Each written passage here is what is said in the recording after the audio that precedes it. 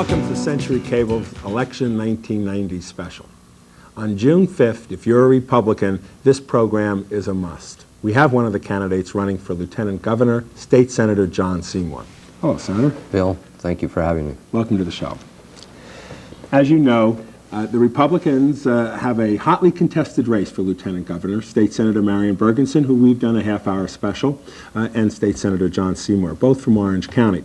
They've been campaigning across the state, and it's coming down to a very close election, so you, the viewer, hopefully this program will give you some insight into this candidate. Why are you running for Lieutenant Governor? What made you to decide to do this, John? Well, Bill, I want to be part of a team that'll make a difference for the future of California relative to the most important issues of education, infrastructure, drug addiction, and the quality of life issues such as clean air and clean water and ensuring we maintain our environment. This is a very unique opportunity for me because of a close friend as well as political ally in Pete Wilson. Pete Wilson was mayor of San Diego, the third largest city in the state. At the time I was mayor of Anaheim, the eighth largest city of the state. We met back in the mid-70s and became close personal friends as well as political allies. And so this is a special opportunity to really work with a team. We haven't had a team, meaning a governor and a lieutenant governor of the same party, in 2 decades.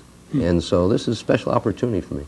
As a state senator, though, you've been chair of committees and involved in significant issues. Frankly, I haven't heard much about the lieutenant governor. I even forget who it is, and I realize, oh, it's Leo McCarthy. But right. Frankly, we barely see the lieutenant governor in the news. If you become lieutenant governor, what would you do differently that will impact us all? Well, that's the exciting thing about this race and the unique opportunity that I have. Because of my relationship with Pete Wilson, and I don't want to imply, by the way, that Pete has endorsed me because he hasn't. I haven't asked for that endorsement. He hasn't offered it since we do have a contested race, and I've got to win this primary all on my own. But before I threw my hat into the ring, I sat down with Pete one-on-one and said, Pete, if I run for lieutenant governor and we are both elected, you as governor, myself as lieutenant governor, will you give me a day-to-day role in the administration, specifically addressing some specific issues such as business, transportation, and housing? Would you give me that as an assignment and let me run with the ball and carry the ball for the administration? Or education, which is a high priority interest of mine, or substance abuse, maybe make me your drug czar or something like that. His commitment was unequivocal. He said, absolutely, if we're both elected, you will have a day-to-day role. And so this opportunity is to take the office of lieutenant governor and move it out of the area of its historical constitutional responsibilities and move it in the area of day-to-day administration, hands-on. Tell us about your background. I know you were, I think, born in Chicago, Illinois. That's right. You're 52 years old. Right. When did you come to California, and how did you get involved in politics? Well, the latter part of the question, how I got involved in politics, I never knew I'd be doing this. I never had a course in political science, never had any interest in politics, and in fact, I found it rather distasteful. I came to California from Pittsburgh, Pennsylvania, with the idea, like so many others that have come to this state, seeking the fulfillment of a dream. My dream had nothing to do with politics. My dream was to become a very successful businessman. And so I came to California to seek that dream, and I established my business in 1964 in the city of Anaheim. Started from scratch. And over the years, of business? It was real estate, property management, escrow business, mortgage business, insurance. We did it all. We had 2 corporations and about 125 employees. Along the way, I got involved in my community like any business person does. President of the Chamber of Commerce, served on the YMCA Board of Directors, and active in Little League and Bobby Sox and all those things. That led to an appointment to the Planning Commission, and then there was an opening on the City Council, and the business leaders came to me and said, John, you ought to run for the City Council. I said, oh, you're going to be kidding. Politics is the sleaziest business. I wouldn't want any part of that. Anyhow, they convinced me that I should, and I did. That led to being elected as mayor of the city of Anaheim. And then in the year of 1980, I found myself half politician, half businessman. And my wife and I sat down and said, gee, we ought to try to do one thing and do it very well. We're spreading ourselves too thin. obviously we chose public service and been at it since 1982 in the Senate. And your wife is Judy? Yes. And 6 children? Yes. Yeah. The committees you serve on in the state Senate, which would you tick off of the most significant committees you've been on? The most significant for me, Bill, is chairman of the Senate Select Committee on Substance Abuse. I've been chairman of that committee for the last 5 or 6 years. Have carried more legislation in that field relative to get tough law and order kind of things on drugs, education on substance abuse, as well as some treatment legislation. So that's been a particular field of interest. My other responsibilities, however, include vice chairman of the Budget Committee, and that's certainly a big job. I serve on the Senate Transportation Committee, Senate Education Committee, Revenue and Taxation Committee, so I've got plenty to keep me busy. You're all over the landscape with Yes, the sir. issues. On the substance abuse, yesterday, cocaine again in Los Angeles, a large bust, makes us again the cocaine capital of the nation. What should we be doing with the whole drug war on drugs that we're not doing? And what would you do as Lieutenant Governor? Well, I'm very proud of a piece of legislation that I authored that the governor signed 2 years ago. It is a 5-year master plan for the attack on substance abuse. And what the plan says is it sets certain goals that we will reduce the use of drugs. For example, we will reduce the use of drugs on our school campuses by 30% over the next 5-year period, and so forth. It sets goals. And then it says to each and every county, you're unique. Los Angeles County is different than San Diego. San Diego is different than Humboldt County in the north. They all have different problems relative to substance abuse. They come up with a plan, and a plan in which they put together where they sit down educational interest, social program interest, law enforcement interest, locally elected officials, and say, parents, how are we going to address the problem in our county? Then it calls for a 3-pronged approach overall. 1, get tough laws. I mean, heighten the penalties for pushing drugs and using drugs to a point where there's a negative incentive. But that's only one component. I think the most important component is the second one, education.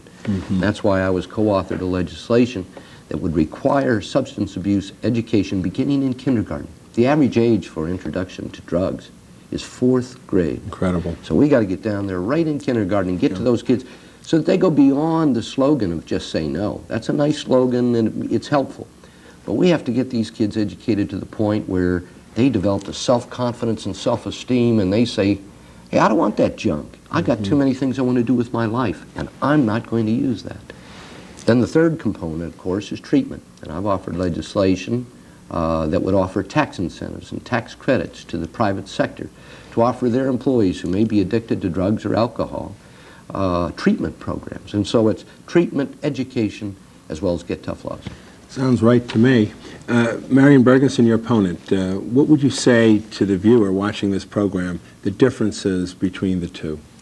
Well, first of all, I hold my opponent in very high regard. Yeah. I helped elect her to the state Senate, as a matter of fact, when I was the Republican caucus chairman, and it was my job to help others get elected to the state Senate on the Republican ticket.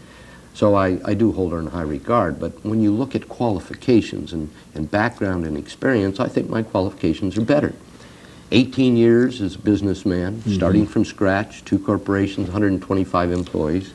8 years in local government as a councilman and mayor of the 8th largest city in the state. 8 years in the Senate, and 4 of those years I was the number 2 person, the Senate Republican caucus chairman. And so I think just on pure qualifications, if you had 2 resumes before you, Bill, if you had 2 resumes and you were hiring somebody for this job, I think you'd go with John Seymour hands down. We're going to take a break, Senator, and when we come back, I have 2 questions that your opponent gave to us to ask you on the air. We'll be right back.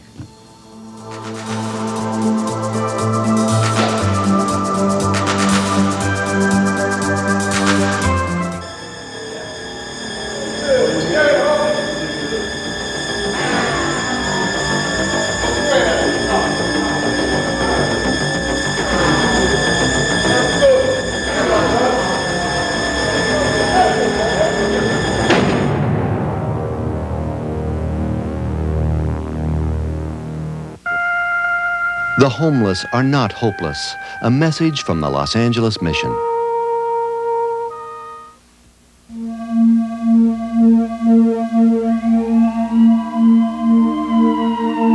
Today we healed the sick. Today we comforted the suffering. And most precious and wonderful of all, today we saved a life.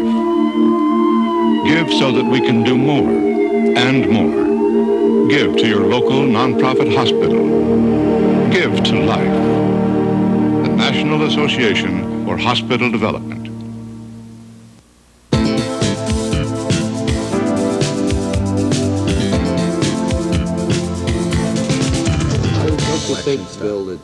Welcome back. We were just talking at the break here about providing these kinds of programs as a public service, and we at Century Cable Television are committed to giving you, the viewer, as much insight into the candidates running for election on June 5th, and we urge you to go vote.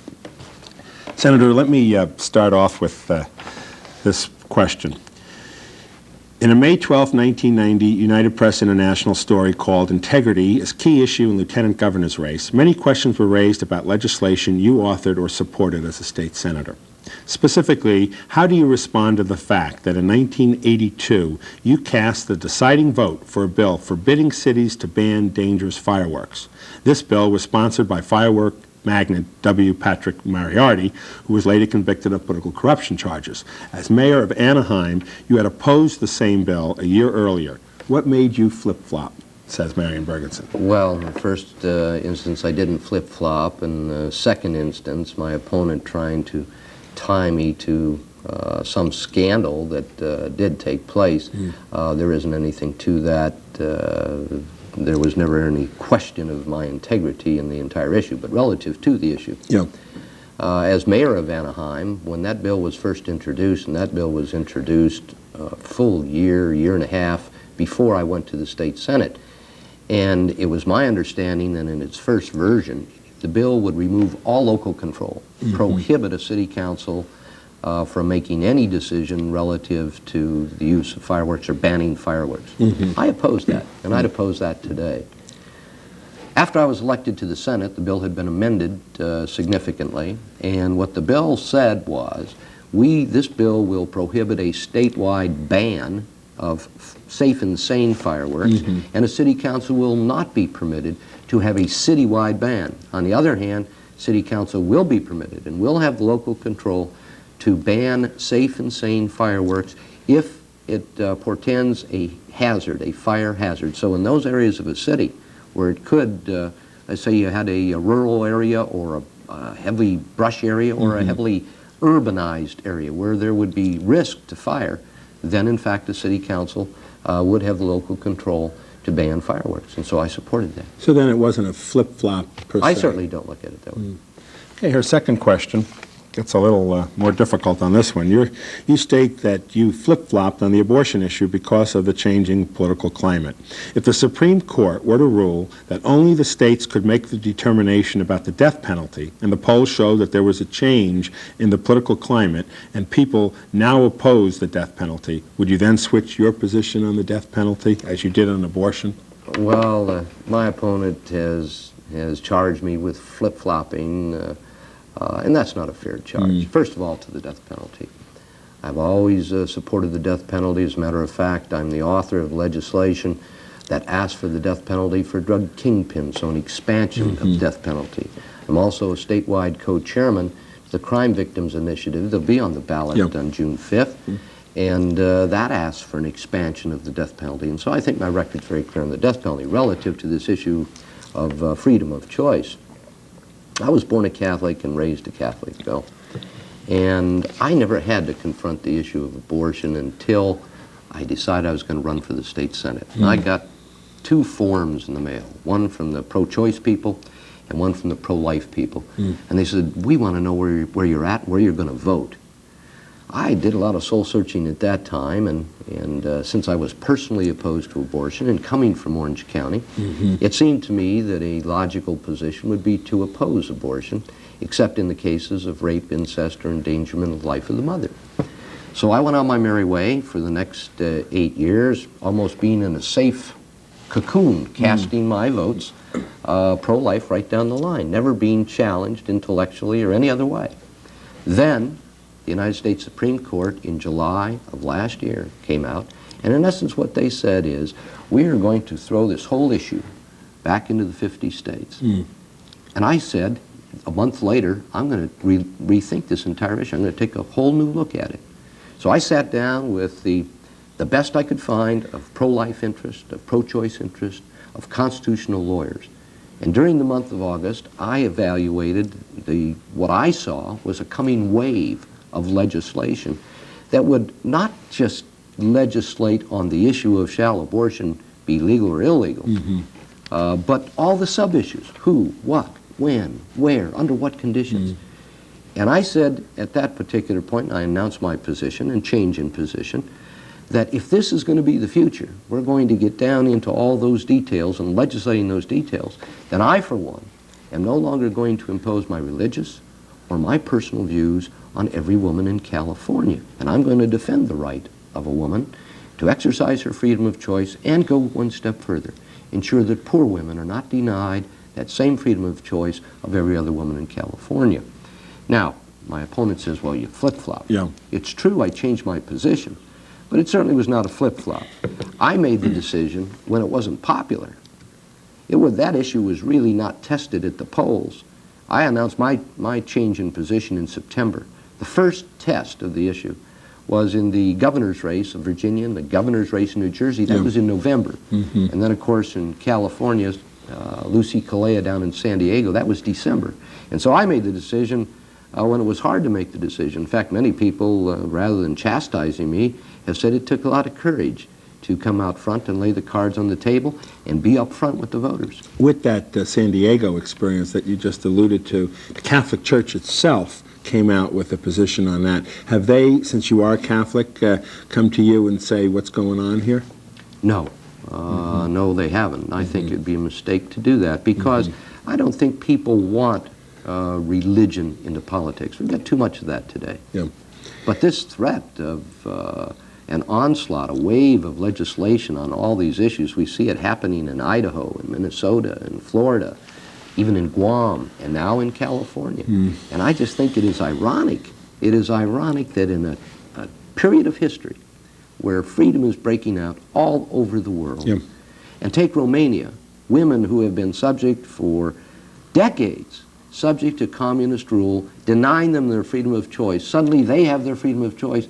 Here in California, we're talking about taking that freedom away from women. I don't understand that. Education. Yes. We are the greatest, largest, richest state in the nation, and yet our education is lagging. We're either 49th or 50th in education. Why, and what would you do as Lieutenant Governor to rectify that? Well, education has always been a high priority with me in legislation, and I believe that, in fact, we need to change the teaching environment in order to get a higher quality education for our kids. What do I mean by that? We need to attract a higher quality teacher into the classroom. We have to pay the beginning teacher more, and we don't have to raise taxes to do that. Over the next 5 years, we're going to have over 170,000 teachers retire, and they are obviously at the high pay scale. Right. All we need to do is take some of those salary savings and pay beginning teachers more to attract them into the teaching profession. And then once we have them there, pay them incentive pay. And that's why I support merit pay for teachers. Pay them incentive pay for those outstanding teachers. We also have to get the parents involved. And that's why I've considered legislation that would require the school district to have a counselor or a teacher sit down with every parent, even if they have to go into their own home, and say, look, here's what little Johnny or little Susie's going to be taking this year. And here's the kind of help that they need. You need to get the parents involved. You also need to restore law and order in the classroom and on the school campus. And that's why I authored legislation that the governor signed that said if an individual comes on a campus and commits a crime to any school employee or a student, then in fact they shall pay the same price as if they had committed that crime against a police officer or a fireman. The school campus should be a sanctuary for learning. Lottery monies, we all thought when we got involved with the lottery that so much of it would go to education. Now we're finding a lot of it doesn't. Are you satisfied with the way the lottery is working? Well, I think there's a misperception out there relative to lottery because we see the big million-dollar winners and we say, gee, education must be getting wealthy off that. The truth of the matter is, Bill, that every dollar promised in the initiative on the lottery, 36 cents out of every dollar, that's what was promised, is going to education. However, what that represents is approximately $500 to $600 million a year, which is a lot of money. But in relationship to the whole budget, the budget for education being $22.5 billion, it represents but about 3%. Enough to provide books and materials and things like that, but certainly not going to make a major difference in funding for education. On the other hand, we can be assured we've got a good funding mechanism in place. The people of California passed Proposition 98. That is in the Constitution, and it guarantees 41 cents out of every dollar that comes to the state will go to education. So over a period of years, the funding formula will take care of the money side of the problem. Healthcare. Again, the richest nation on the planet, and yet we don't have a national health plan for our people. State of California, 5.2 million are uninsured, which means the trauma centers, emergency rooms, and the hospitals are with people that can't afford to pay, causing them to close down. AIDS, we have demonstrations in the streets today with the county saying they're not moving fast enough, not providing enough services. What would you do as Lieutenant Governor on health care for Californians? Well, it's yet remains to be seen whether or not the federal government is going to move with some type of national health plan. I think they will. If they do, then California needs to dovetail and support or augment whatever that basic plan would provide the working uninsured. What I have suggested for Californians is that we take some of that tobacco tax money that was passed, we increase the tax on tobacco, take some of that money and create, well, for lack of a better description, you could call it an assigned risk pool like we have for automobile insurance. Take some of that tobacco tax money, put it in a pool, offer tax incentives and tax credits to employers to join in that pool for a health plan for their employees, and the bottom line would be we would be offering insurance health plans to the working uninsured at lower than market rates that they could find if they went out to buy their own. And what about if they weren't working? What would you do with those people? Well, of course, we have Medi-Cal for those who are unemployed, and our Medi-Cal benefits are some of the best in the nation. The problem is that we, in our Medi-Cal plan, have tried to reach out to so many people that we've spread our benefits and the amount of payment that we will make for a particular surgery or treatment. We spread it so thin that now we have a very difficult decision. And the decision will be either we're going to do more things for fewer people, or we're going to have to find some way, if we're going to treat everybody that's on Medi-Cal today, then we're going to have to find some way to develop the revenues necessary so we can, increase Medi-Cal rates and provide those benefits.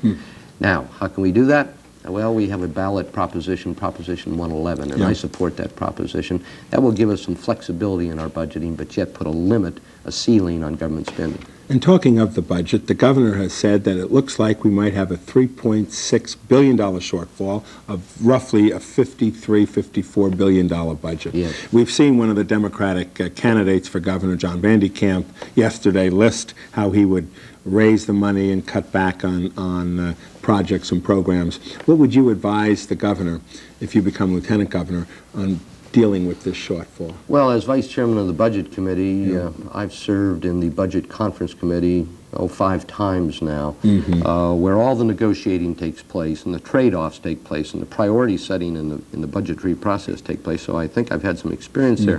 Here's what I would do. And I had to do this as mayor of Anaheim when Proposition 13 passed.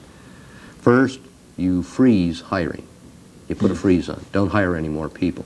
Secondly, you take a look at either a freeze or a reduction in salary increases for state employees.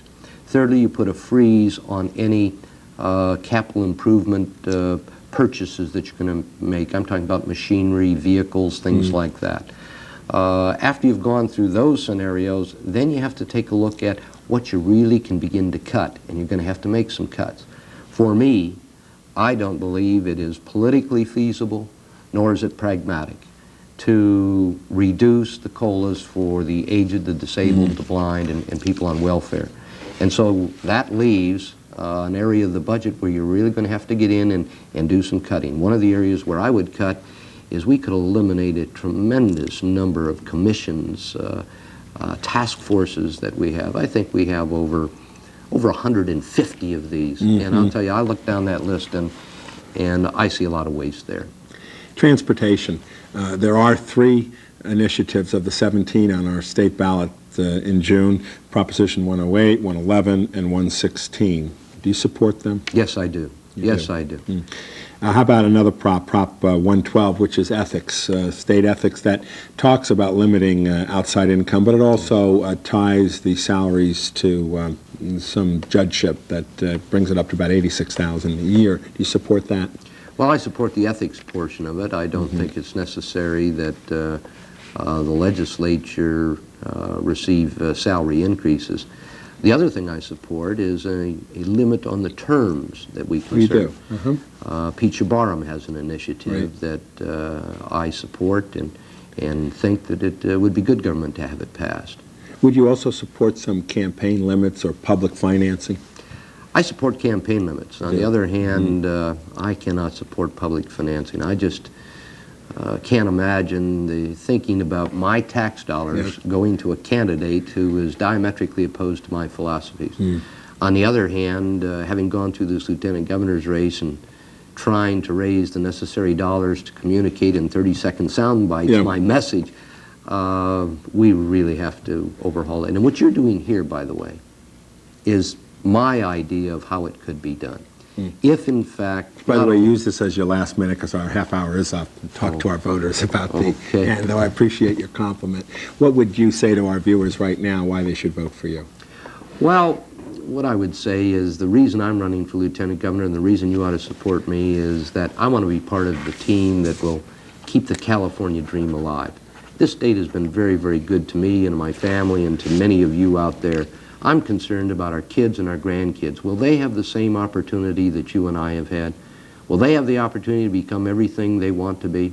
If we address education and ensure a high-quality education for those kids, if we make a tremendous investment into our infrastructure, our highways, our freeways, water development, building schools, and all those public facilities, if in fact we can really win a war on drugs, and if in fact at the same time we can ensure that our quality of life, clean air, clean water, maintenance of our environment, managed growth, making sure the infrastructure is in before the growth takes place, we will keep that dream alive. That's why I'm in this race. I'm going to be part of the team that ensures as we move into the next century, we can pass the torch to those kids and say, it's your turn. Thank you very much, Senator. Bill, thank you. Good luck on June 5th. Thank you, sir. And I want to thank you, the viewer, for sharing your time with us. God bless you and bye-bye.